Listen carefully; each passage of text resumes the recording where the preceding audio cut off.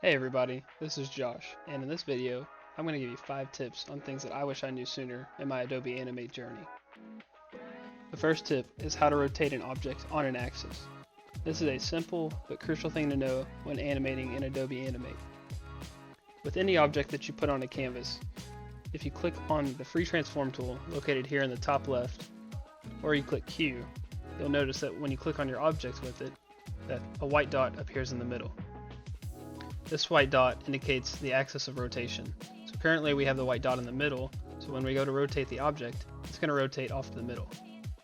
But if we were to move the white dot up to the top, you'll notice that the object will rotate based off of the top where the white dot is.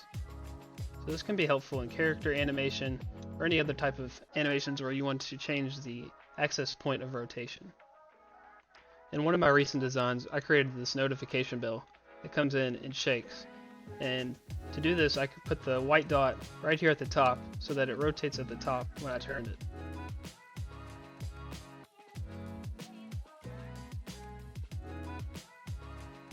The next tip is how to use the break apart tool and how to turn an object into a shape. After creating an object in Adobe Animate, and when you click on it, you'll notice a bunch of white dots that appear over top of it. These white dots indicate what you have selected. So if you wanted to select just half of the ball, you would just select half of it, and then you can move that around as you want. But this can also be a nuisance when you want to quickly grab your object and move it around because you only grab certain parts of it. So to fix this, what you'll want to do is click on the object, go to the Properties tab, and then go underneath Shape and click on Create an Object. Now you can grab your object, move it around as a whole instead of just the selection. And if you want to go back to just little parts of the selection, you'll click right here, Expand to Fill, and then you can grab your parts that you want and manipulate it that way. The next tip is the difference between a motion tween and a classic tween. A motion tween is a simple way to make motion between keyframes with a limited amount of customization options, while a classic tween is a more complex way to make motion between keyframes, and it offers you more customizable options. For example, if we create 2 different balls on 2 different layers, and then we apply a motion tween to one, and a classic tween to the other, and then we go to the last keyframe on each one of the motion tween and the classic tween, and we move the ball to the right,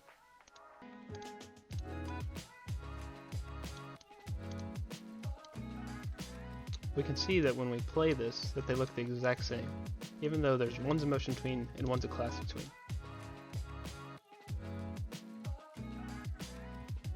Where the difference comes into play is customizing the motion tween between the keyframes. If we look at the motion tween, we can see that there's not very many customization options here on the right. But if we were to look at the classic tween, we can see that there's a whole lot of different options that we can do to animate the path that this travels. To show you a way to customize motion with a classic tween, I will show you how to use the Effects tool located in the Tweening tab. The Effects tool allows you to edit the ease of your path. To show you a drastic example, if I click on the effect and click on the ease in and out, and then click on bounce, you'll notice all these peaks that show you the path of the ease. Now when I press play, you'll see how editing the ease through the Effects tool will change the pathing. You'll notice that the ball bounces around everywhere like the spikes that we saw on the ease tool.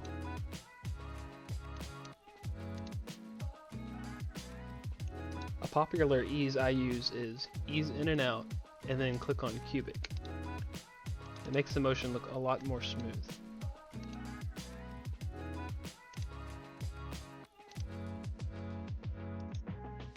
The next tip is how to make text or objects fade in and out using the alpha color. After you create an object or text, you can make it fade in or out using alpha color. This tool is located underneath Frame, Color Effects, Alpha. You apply the alpha color tool to the object and then change its percentage either higher or lower to make it visible or not. 0% is invisible, 100% you can see it. As an example, I've created a motion tween here at the bottom, identified by this yellow bar, and I've created different keyframes every 10 seconds.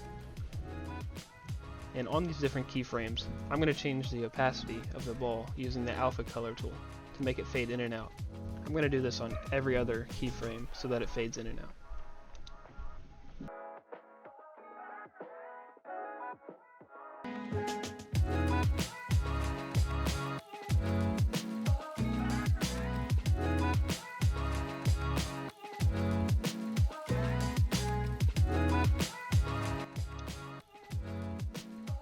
So now that we have it set, let's play it and see it fade in and out.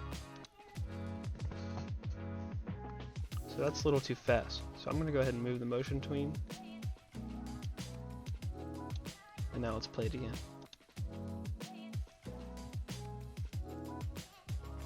Great, so we can see it fade in and out between different keyframes because I set the opacity through the alpha tool on every other keyframe to be 0.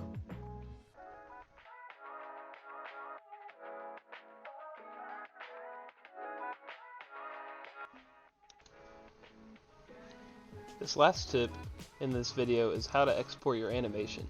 I'm going to show you the two most common ways that I export my animations, as an H.2.6 or as an animated GIF. To export your work, click on File, hover over Export, and you'll see here that there is a couple different options. And you might think that Export Animated GIF is how we want to export our animated GIF, but if you do this, it's going to separate each frame by frame, and it'll be like a playable photo for each frame, but it won't be the actual video that you're looking for. So go ahead and click on Export, and then do Export Video and Media.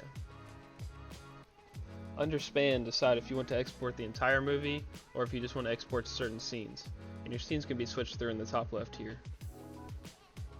Next, decide if you want a specific start time. If not, go ahead and go to the Format, and this is where we're going to pick our different options. For animated GIFs, we're going to scroll down, find Animated GIF, click on it, and you'll see we have a presets option here. With animated GIFs, you don't have very many options. I usually just stick to default. Our other option, H.2.6, you get a lot of different presets here, so that's why I like exporting this way. As you can see, there's a bunch of different options here, a lot of them for different social medias. So find a preset that you like, click on it, and then hit export, and you're ready to go. After hitting export, you'll notice Adobe Media Encoder comes up. This will help process the video for you.